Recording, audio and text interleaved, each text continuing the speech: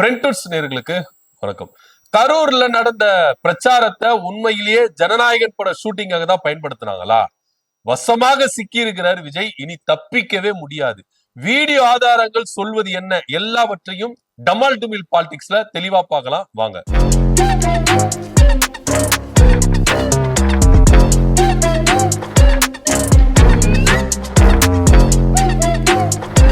கடந்த வருடம் செப்டம்பர் 27 விஜய் அவர்கள் மக்களை சந்திக்கிறேன் அப்படின்ற ஒரு பேர்ல ஒவ்வொரு ஊரா போயிட்டு மாவட்டந்தோறும் என்ன பண்றாரு, பிரச்சாரங்களை மேற்கொள்றாரு. அப்படி பிரச்சாரங்களை மேற்கொள்ளும் பொழுது செப்டம்பர் 27 நாமக்கல், கரூர் 2 மாவட்டங்கள்ல கவர் பண்ற அளவுக்கு என்ன பண்றாரு, பிரச்சாரங்களை முன்னெடுக்கிறாரு. இங்க நாமக்கல்ல ஆல்ரெடி அவர் என்ன பண்ணாரு, காலதாமதமா தான் வந்திருக்கிறாரு. கரூர்ல 12 மணிக்கு சொன்ன விஜய் இரவு 7 மணிக்கு தான் என்ன பண்றாரு, பிரச்சாரத்துக்கு வராரு.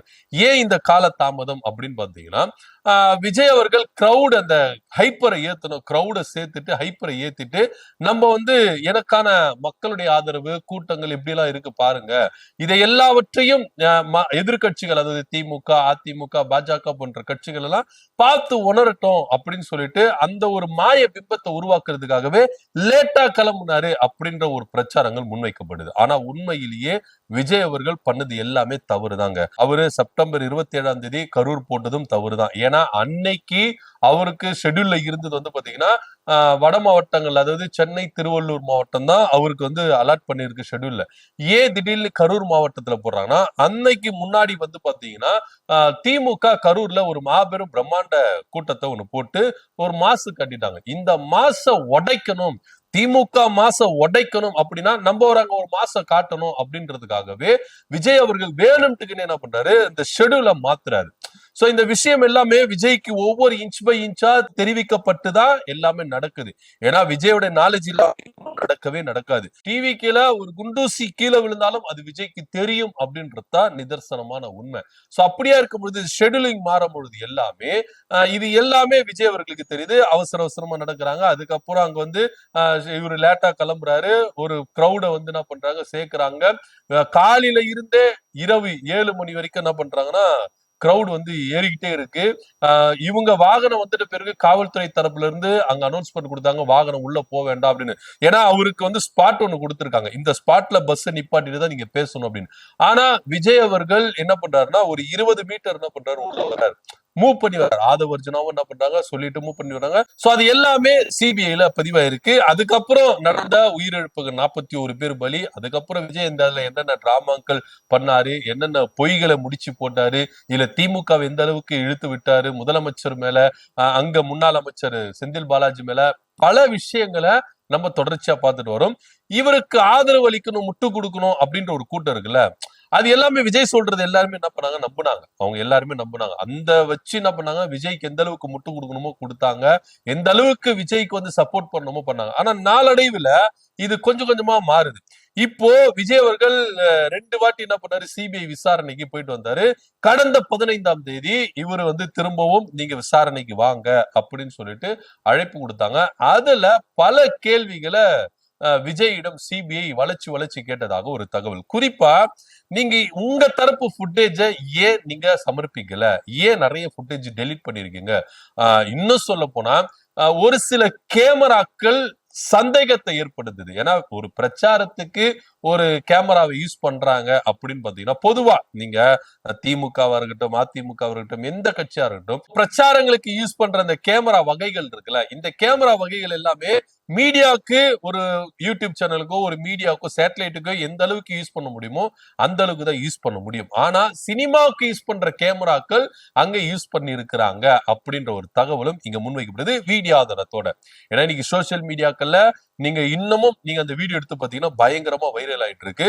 சோ கரூர்ல இவர் பாத்தீங்கன்னா ஜனநாயகன் படத்துக்காகத்தான் இந்த கரூர் விஷயத்தை கிரௌட என்ன பண்ணிருக்காங்க, ஏத்தி இப்படி பட ஷூட்டிங் பண்ணிருக்கிறாங்க அப்படின்னு சொல்லிட்டு பத்திரிகையாளர் நக்கீரன் கோபாலன் அவர்கள் தொடர்ந்து என்ன பண்ணாரு, அழுத்தம் திருத்தமா சொல்லிட்டு வந்தார்.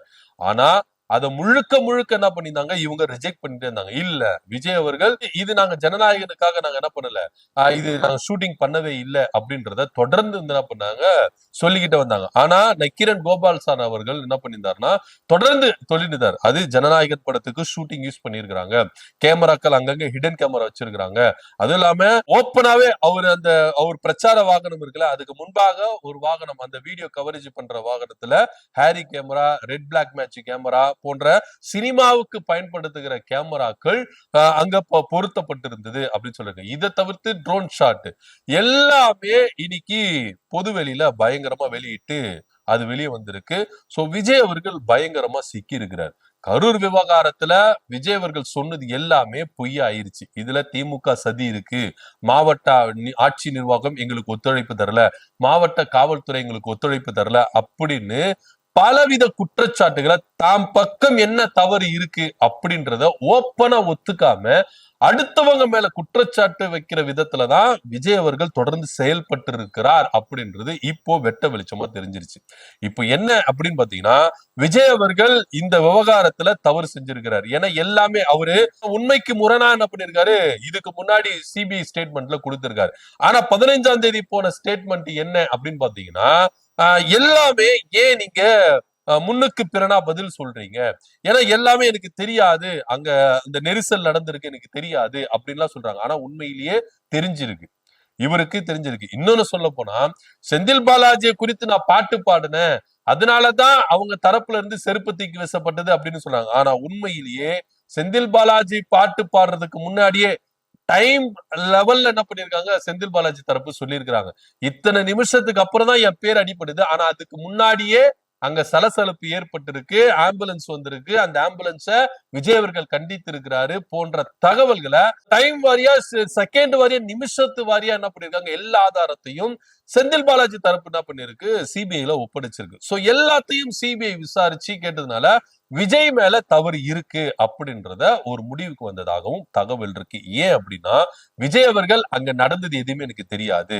அங்க கூட்ட நெரிசல் நடந்தது எனக்கு தெரியாது, எனக்கு டைம் ஷெட்யூல் மாத்துனாங்க அதுவும் எனக்கு தெரியாது, எல்லாமே தெரியாது தெரியாது தெரியாது தெரியாதுன்னு சொல்லிட்டு விஜய் அவர்கள் தொடர்ந்து, அப்போ என்னதான் சார் தெரியும் உங்களுக்கு, என்னதான் உங்களுக்கு தெரியும் அப்படின்ற ஒரு கேள்வியும் இங்க நம்மளே கேட்க தோணுது. ஏன்னா விஜய் அவர்களுக்கு எல்லாமே தெரியும், அப்ப எதுதான் உங்களுக்கு தெரிஞ்சு நடந்திருக்கு அப்படின்ற ஒரு கேள்வி இருக்குமா இல்லையா?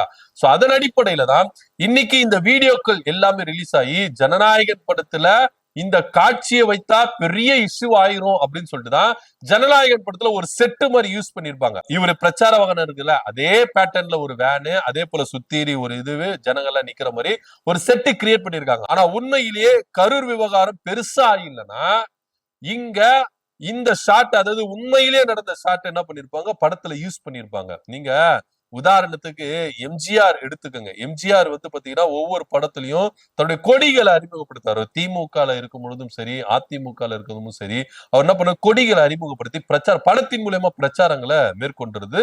ஒரு வகையில அது ஒரு பிரச்சாரம் தான். திமுக இருக்கும் போது அவருடைய ட்ரெஸ் கோடா இருக்கட்டும், அது பாட்டு வரிகளா இருக்கட்டும், உதய சூரியன் உதித்தது அப்படின்ற மாதிரி எல்லா வரையிலும் அவர் என்ன பண்ணுவாரு, அந்த ஒரு இடத்துல பிரச்சாரங்களை அந்த யுக்தியை பயன்படுத்தி இருப்பாரு. அதிமுக அப்படின்ற ஒரு கட்சி ஆரம்பிச்ச போது தன்னுடைய கொடிகளை, இதய கன்னியா இருக்கட்டும், அதே போல நம் நாடு படமா இருக்கட்டும், கொடிகளை, கரவேட்டி, இது மாதிரி விஷயத்த என்ன பண்ணிருப்பாரு, பதிச்சிருப்பாரு. அதே பாணியில தானும் வரணும் அப்படின்றதுக்காக கரூர்ல அவரு இந்த கிரௌடு அது எல்லாத்தையும் என்ன பண்ணிருக்காரு, ஷூட்டிங்குக்காக என்ன பண்ணிருக்காரு, யூஸ் பண்ணிருக்கிறாரு. உண்மையிலேயே அங்க ஷூட்டிங் நடந்தது. அதுக்கு முன்பாக ஒரு ரெக்கவரி வேன் ஒன்று இருந்திருக்கு, அதுல வினோத் போன்றவர்கள், கேமராமேன் போன்றவர்கள் எல்லாமே என்ன பண்றாங்க, பணியாற்றி இருக்கிறாங்க. அந்த வீடியோல ரொம்ப தெளிவா தெரியுது. சோ அது மாத்திரம் இல்லாம அதுக்கு முன்பாக இந்த பிரச்சாரத்துக்கு போறதுக்கு முன்பாகவே அந்த வேன்ல எந்தெந்த இடத்துல எப்படி எப்படி கேமரா செட் பண்ணணும் அப்படின்ற மேக்கிங் வீடியோ என்ன பண்ணிருக்காங்க, வெளியிட்டு இருக்கிறாங்க. இதுல முழுக்க முழுக்க கரூர்ல நடந்தது முழுக்க முழுக்க ஜனநாயகன் பட ஷூட்டிங் தான்.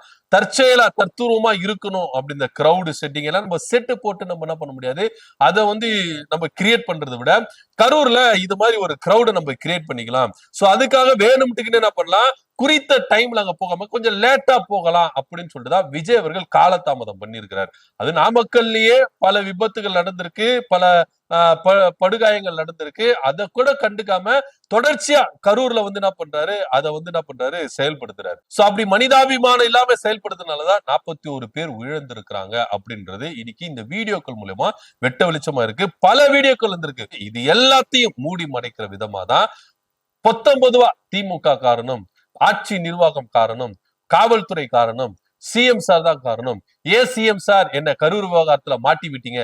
அவரு மாட்டி விடவே இல்ல. அவரு டீசெண்டா என்ன பண்ணாரு, எந்த ஒரு தொண்டனை இறக்குறத ஒரு நல்ல தலைவன் விரும்ப மாட்டான், இது அரசியலாக்காதீங்க அப்படின்னு சொல்லிட்டு போனாரு. ஆனா அவரை வம்புக்கு இழுக்கணும்ன்றதுக்காக கரூர் விவகாரத்துல என்ன மாட்டினீங்க. விஜய் பயங்கரமா லாக் ஆயிட்டாங்க சார். இதுதான் உண்மையிலே பயங்கரமா லாக் ஆயிட்டாரு. ஏன்னா பாஜக கூட கூட்டணி வைக்க முடியாது அப்படின்ற சொன்ன ஒரு காரணத்துக்காக இப்படியெல்லாம் நடக்குதா அப்படின்னு சொல்லிட்டு விஜய் தரப்புல இருந்து என்ன பண்றாங்க, இதை அப்படியே மடைமாற்றுகிறாங்க. உண்மையிலேயே அதுதான், பாஜக கூட போக மாட்டாரு, மத சார்பற்ற கொள்கை தான் எங்க கொள்கை அப்படின்னு விஜய் அவர்கள் சொன்னதை அடுத்த செகண்ட் என்ன பண்ற, இந்த வீடியோ இப்படி ஸ்ப்ரெட் ஆனதுனால விஜய் மேல ஒரு பொறாமையினால என்ன பண்றாங்க, பாஜக காரங்க எல்லாருமே என்ன பண்றாங்க, இத திருப்பி விடுறாங்க அப்படின்னு சொல்லிட்டு இந்த வீடியோ ஆதாரத்தை கூட விஜய் தரப்புல இருக்கிறவங்க, அவருக்கு முட்டு கொடுக்கிறவங்க எல்லாரும் என்ன பண்றாங்கன்னா மடைமாற்றுகிறாங்க. ஆனா உண்மையிலேயே மக்கள் எல்லாத்தையும் பார்த்து கொண்டிருக்கிறாங்க. கரூர்ல விஜய் செய்தது தவறா, விஜய் ஏன் இவ்வளவு லேட்டா வந்தாரு, கரூர்ல ஜனநாயகன் பட ஷூட்டிங் நடந்தது அப்படின்றதுக்கு எல்லாத்துக்குமே இந்த வீடியோ அப்படின்ற ஆதாரம் ஒன்று போதும். சோ இனி விஜய் தப்பிக்கவே முடியாது.